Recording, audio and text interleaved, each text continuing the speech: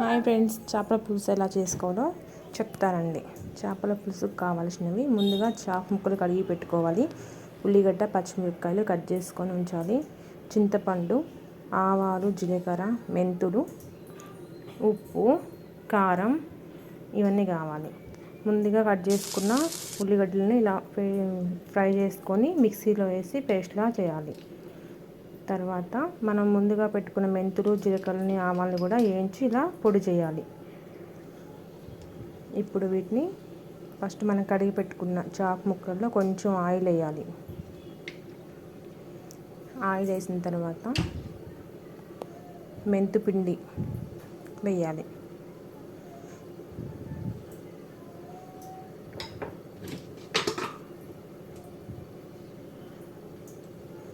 పసుపు,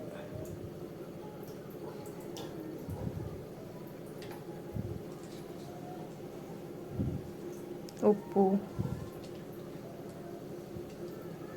కారం,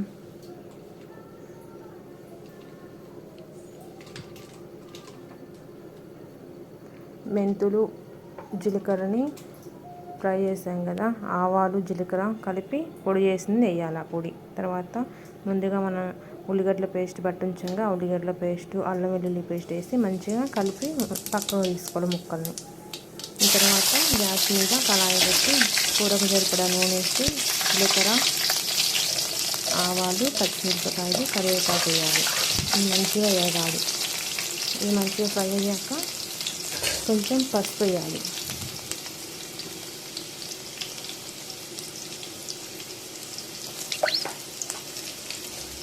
పసుపు వేసాక కలపాలి.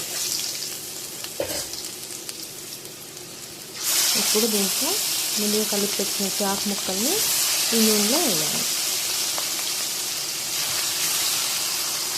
అన్నీ కూడా విడివిడిగా వేయాలి. చేప ముక్కలు అనేవి ఒకదాని ఒకటి వేయకూడదు.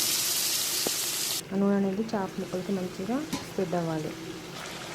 మూత పెట్టి పక్కకు ఉంచాక 10 నిమిషాల తర్వాత చూస్తే ఇలా ఉంటుంది కూర. తర్వాత ఈ కూరని కలబెట్టకూడదు. కలబెట్టామంటే గంటతో ఈ చేప ముక్క అనేది ఇరిగిపోతుంది. ఇలా మామూలుగా గంట పెట్టి చూడాలి. ముక్కకి ఇలా ఒత్తి చూడాలి. అప్పుడు ముక్క అనేది మంచిగా మనకి ఇరుగుతుంది. అప్పుడు దాంట్లో చింతపులుసు పోయాలి. ముందుగా చింతపండు నానబెట్టుకొని పులుసు తీస్తాం కదా, ఆ చింతపులుసుని చేపల కూరలో పోయాలి. కొంచెం జీలకర్ర పొడి వేసుకోవాలి. తర్వాత మసాలా వేసుకోవాలి. మసాలా వేసుకొని గ్యాస్ మంట కొంచెం ఎక్కువగా పెట్టుకోవాలి. మంట అనేది గ్యాస్ మంట పెంచాలి. కూరని నేను చూపిస్తున్న విధంగా కలపాలి. ఇలాంటి గంటనే వాడాలి చేపల కూర వేసేటప్పుడు. ఇలా సింపుల్గా చేసుకోవచ్చు ఫ్రెండ్స్.